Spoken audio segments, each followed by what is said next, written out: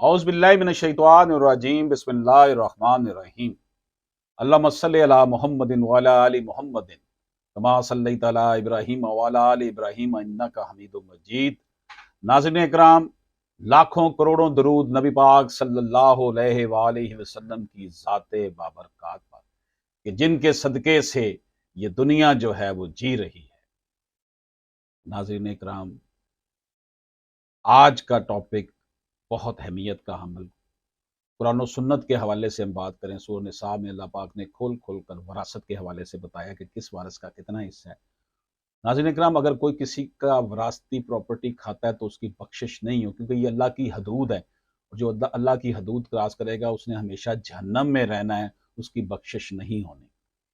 आइए आज हम देखते हैं कि वफात के बाद किस वारिस को कितना हिस्सा मिलेगा।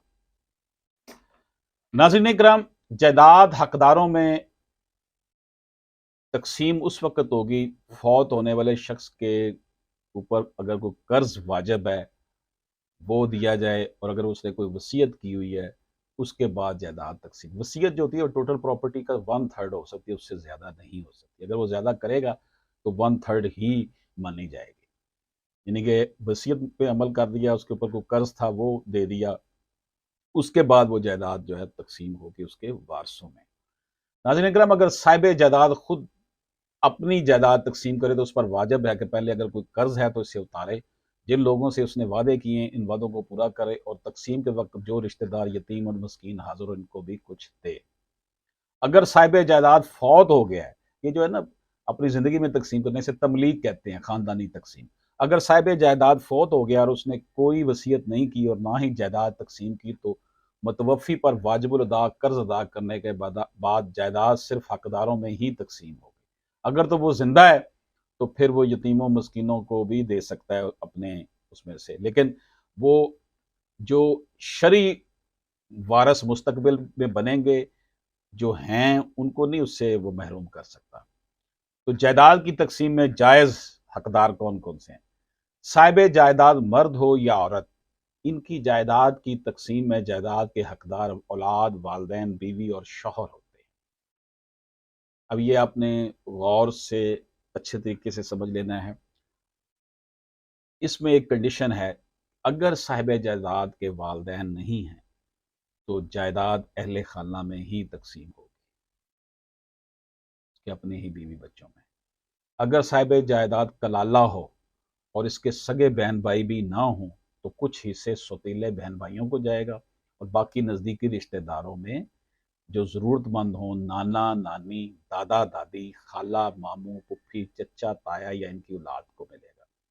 कलाला से मुराद है कि उसकी ना बीवी है, ना बच्चे हैं, ना सगे बहन भाई हैं, तो वो उसका कुछ हिस्सा सौतेले बहन भाइयों को जाएगा और बाकी नज़दीकी रिश्तेदारों को जो ज़रूरतमंद हो, नाना नानी, दादा दादी, खाला मामू, फुफ्फी, चचा ताया वगैरह को। नाज़रीन करम, शौहर की जायदाद में बीवी या बीवियों का हिस्सा क्या होगा? शौहर की जायदाद में बीवी का हिस्सा 1/8 या चौथाई है। अगर एक से ज्यादा बीवियां होंगी तो इनमें वही हिस्सा तकसीम होगा, यानी कि 1/8 या 1/4 ही तकसीम होगा।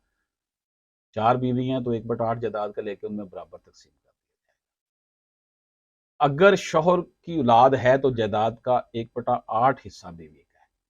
अगर औलाद है तो फिर 1/8 हिस्सा मिलेगा बीवी को। अगर इशू लेस है, औलाद नहीं है, तो फिर 1/4। छठा हिस्सा शौहर के वालिदैन का है और बाकी बच्चों का है। अगर शौहर की औलाद में फक्त लड़कियां ही हैं, दो या जायद, तो जायदाद का 2/3 हिस्सा लड़कियों का होगा, 2/3 हिस्सा बीवी के लिए, 1/8 हिस्सा होगा, और जायदाद का छठा हिस्सा शौहर के वालिदैन के लिए। नाज़रीन इकराम, अगर शौहर की औलाद में सिर्फ एक लड़की हो तो जायदाद का निसफ हिस्सा लड़की का है, बीवी के लिए जायदाद का 1/8 हिस्सा है, और शौहर के वालिदैन के लिए छठा हिस्सा है। अगर शौहर की औलाद नहीं है तो बीवी का हिस्सा चौथाई होगा, 1/4 होगा, इशू लेस के लिए, यानी कि औलाद नहीं है, और बाकी जायदाद शौहर के वालिदैन की होगी। अगर कोई बीवी शौहर की जायदाद की तकसीम से पहले फौत हो जाती है तो इसका हिस्सा नहीं निकलेगा। اگر بیوہ نے شوہر کی جائیداد کی تقسیم سے پہلے دوسری شادی کر لی تو اس کو حصہ نہیں ملے گا، اور اگر بیوہ نے حصہ لینے کے بعد شادی کی تو اس سے حصہ واپس نہیں لیا جائے گا۔ بیوی کی جائیداد میں شوہر کا حصہ کیا ہے جی؟ بیوی کی جائیداد میں شوہر کا نصف حصہ یا چوتھائی ہے۔ اگر بیوی کی اولاد نہیں ہے تو شوہر کے لیے جائیداد کا نصف حصہ ہے، اور نصف حصہ بیوی کے ماں باپ کا ہے۔ اگر بیوی کی، اب دیکھ رہے ہیں، پہلے ہم نے شوہر کا دیکھا تھا، اب بیوی کا دیکھ رہے ہیں۔ اگر بیوی کی اولاد ہے تو شوہر کے لیے جائیداد کا چوتھائی، 1/4 حصہ، اور چھٹا حصہ بیوی کے ماں باپ کا اور باقی بچوں کا ہے۔ اگر بیوی کی اولاد میں فقط لڑکیاں ہی ہوں، 2 یا زائد، تو جائیداد کا 2/3 حصہ لڑکیوں کا ہوگا، شوہر کے لیے چوتھائی حصہ ہوگا، اور باقی جائیداد بیوی کے والدین کے لیے۔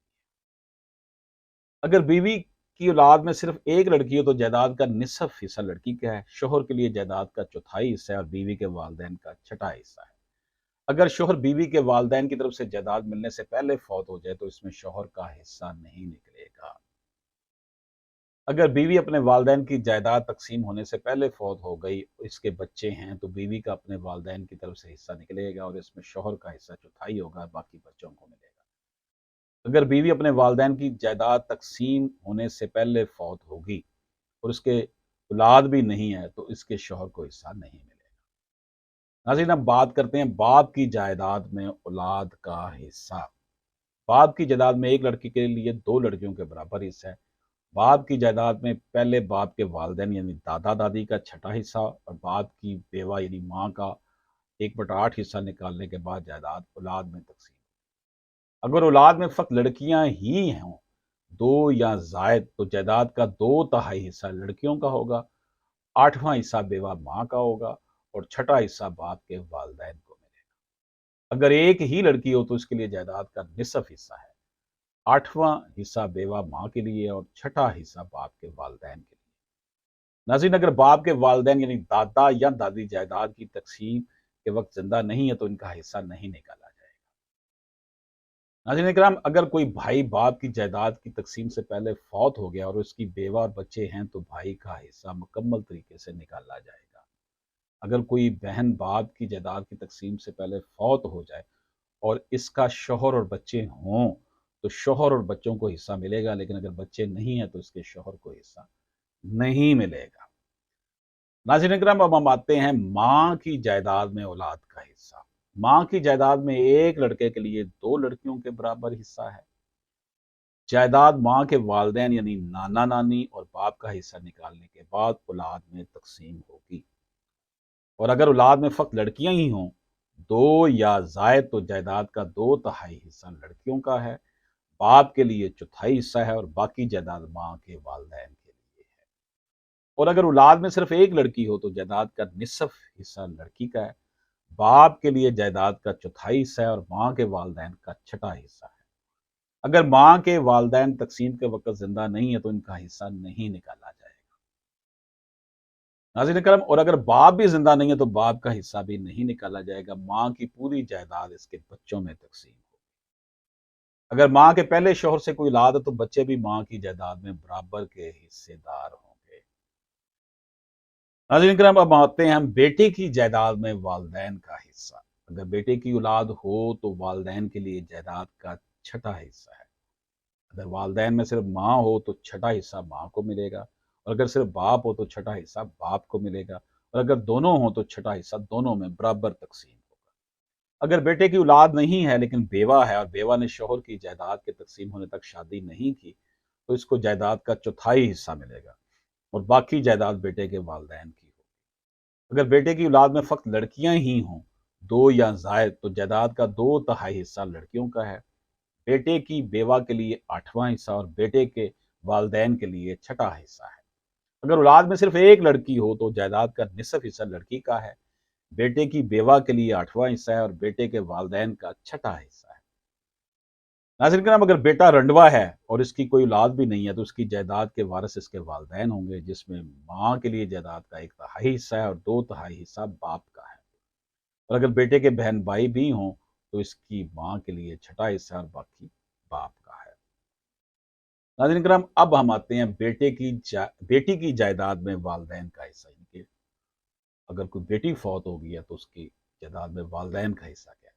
اگر بیٹی کے اولاد ہے تو والدین کے لیے جائیداد کا چھٹا حصہ ہے، اگر اولاد والدین میں صرف ماں ہو تو چھٹا حصہ ماں کو ملے گا، اور اگر صرف باپ ہو تو چھٹا حصہ باپ کو ملے گا، اور اگر دونوں ہوں تو چھٹا حصہ دونوں میں برابر تقسیم ہوگا۔ اگر بیٹی کی اولاد نہیں ہے لیکن شوہر ہے تو شوہر کو جائیداد کا نصف حصہ ملے گا، اور نصف جائیداد بیٹی کے والدین کی ہوگی۔ اور اگر بیٹی کی اولاد میں فقط لڑکیاں ہی ہوں، دو یا زائد، تو جائیداد کا 2/3 حصہ لڑکیوں کا ہے، بیٹی کے شوہر کے لیے 1/4 حصہ اور باقی والدین کا ہے۔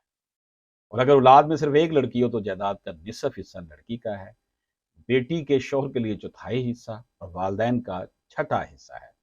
ناظرین اکرام، اگر بیٹی بیوہ ہو اور اس کے اولاد بھی نہیں ہے تو جائیداد کے وارث اس کے والدین ہوں گے، جس میں ماں کے لیے جائیداد کا 1/3 حصہ ہوگا، اور اگر بیٹی کے بہن بھائی ہیں تو ماں کے لیے جائیداد کا چھٹا حصہ ہوگا اور باقی باپ کو ملے گا۔ اب ہم آتے ہیں کلالہ کی طرف، جس کی نہ بیوی ہے، نہ بچے ہیں، نہ بہن ہے، نہ بھائی ہے، نہ ماں ہے، نہ باپ ہے۔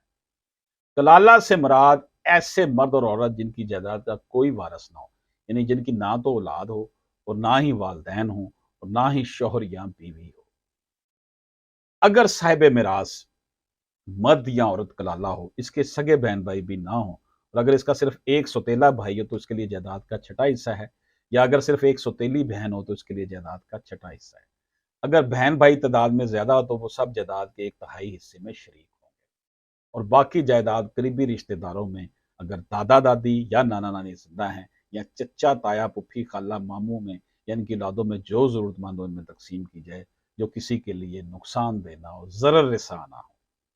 اگر کلالہ کے سگے بہن بھائی ہوں، اگر کلالہ مرد یا عورت ہلاک ہو جائے اور اس کی ایک بہن ہو تو اس کی بہن کے لیے جائیداد کا نصف حصہ۔ اب یہاں کلالہ سے مراد یہ ہے کہ بہن ہے، بیوی بچے نہیں ہیں، والدین نہیں ہیں، اور باقی قریبی رشتہ داروں میں اور ضرورت مندوں میں تقسیم ہو گئی۔ اگر اس کی 2 بہنیں ہوں تو ان کے لیے جائیداد کا 2/3 حصہ ہے اور باقی قریبی رشتہ داروں میں ضرورت مندوں کے لیے۔